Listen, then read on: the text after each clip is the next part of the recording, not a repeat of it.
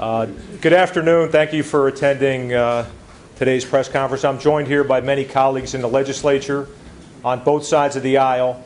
We're very concerned what's going on in America, and we're very concerned what's going on in New Jersey and at our airports. We're opposing the new TSA security procedures as folks show up at the airport.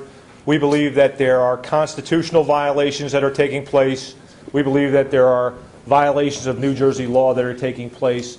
When you go to the airport, contrary to what TSA supervisors are saying, when you buy an airline ticket, you do not give up your constitutional rights. And we are standing here today to say that American citizens should be able to travel freely without being harassed and intimidated by their government, that there's other procedures that can be used, and there's other countries around the world providing clear role models of how to do this. We see government action that's continuing to intimidate our citizens and violate their rights, and enough is enough. We are introducing resolutions today, both in the Senate and in the Assembly, calling on our federal congressional delegation to immediately get engaged in this issue, to take a look at these new TSA security procedures, and to stand up for our citizens, not only in New Jersey, but across the United States of America. Thank you. I'm going to speak specifically about the radiation and the danger that it may represent for some people. Those of us who have been through cancer therapies and who still continue to have massive amounts of radiation for one reason or another, PET scans and so on, have been told by our doctors that we should not have any other radiation unless it's absolutely necessary. I question whether this radiation of these scans are absolutely necessary.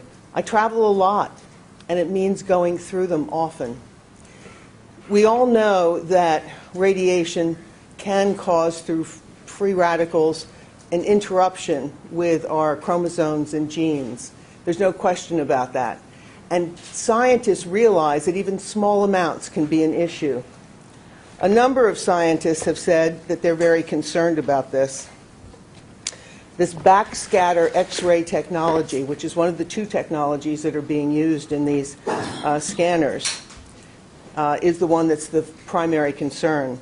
A team of researchers from the University of California at San Francisco are urging independent research to find out just how much actually will affect people. And the big problem is women who are prone to breast cancer, it's children, and anybody who has had a lot of radiation, or those who travel a lot. And certainly pilots are among this group that are concerned, and I believe should be.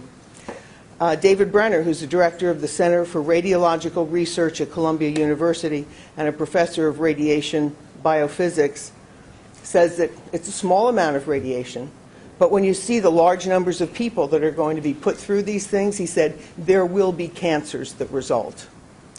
Well, we have to decide whether that is worth it for the people of this country. It's not worth it for me. I don't intend to use those. And then what's my option? My option is to go through this unbelievable pat-down where people are really having themselves violated. I can't even imagine putting a child through these kinds of pat-downs. I can't imagine somebody whose religion requires particular modesty to have to go through these pat-downs. I don't think there's an option, and I think there will be people who will choose to not fly because of it. I intend to continue, and I'm going to fight these things. I don't know how we're going to do it, but this resolution, this group of resolutions, certainly is a first step, and I think Americans deserve better. Thank you, Senator Allen. I wanted to note that we're joined by people across the broad spectrum. We have people on the left, people on the right, Republicans, Democrats. We're just joined by Assemblywoman Valerie Veneri-Huddle. And this is not about left-right. This is about up with freedom or down with government tyranny. And our next speaker is the Executive Director of the American Civil Liberties Union for New Jersey, Deborah Jacobs. Deborah? Thank you. I was so thrilled to be invited to participate in this issue. This is a concern that the ACLU has been fighting nationwide for many years, since September 11th, just how we manage our airport security and whether the intrusions on privacy that we experience on balance are a positive when you weigh them against whether the measures are really keeping us safer or just making us maybe feel safer. In this case, I don't think anyone feels safer at the prospect of going through one of these machines. It involves a striking and direct invasion of privacy. It produces a graphic image of passengers' bodies, essentially taking a naked picture of air passengers as they pass through checkpoints. It's a virtual strip search that reveals not only your private parts, but can also reveal intimate medical details like colonoscopy bags and that kind of thing. The likely effectiveness of these technologies in preventing attacks doesn't justify the level of intrusion involved. It's far from clear that body scanners would have detected the anatomically congruent explosives that the would-be terrorist Umar Farouk Abdul Muttalib did in December 2009, the underwear bomber, right? Long name for underwear bomber, but he not only might not have been detected, but terrorism is a dynamic threat. It changes. Terrorists react and adapt to security measures, and if they believe that everybody's going to go through a body scanner, then they can start putting explosives in body cavities, which it will not detect. And we know they are willing and capable of doing those kinds of measures because these are suicide bombers. I'm thrilled that New Jersey's legislators are taking the lead on this issue, and I hope that legislators in other states are also going to pass resolutions so that it sends a one voice kind of message to the federal government that enough's enough. I think every American knows that security is never absolute and never will be.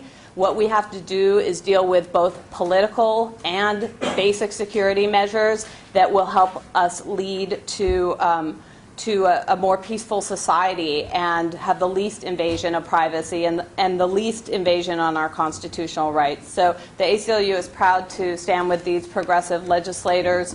That's progressive with a small p. Small p. Because they're standing up for our constitutional rights, and it's a voice that needs to be heard. And I think, I have a flight booked right now to Las Vegas in about a month. I'm terrified to go through this experience.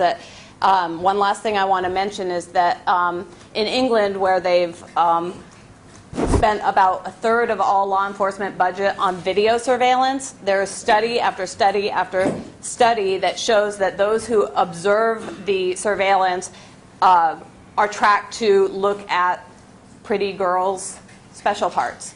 And to use those kinds of technologies to essentially violate women's privacy, or children's, or boys', or whoever we might be looking at, the same danger exists here, and that's something we should be aware of. It's been absolutely consistent in the tests, and some jurisdictions have even stopped using these technologies. So thank you again.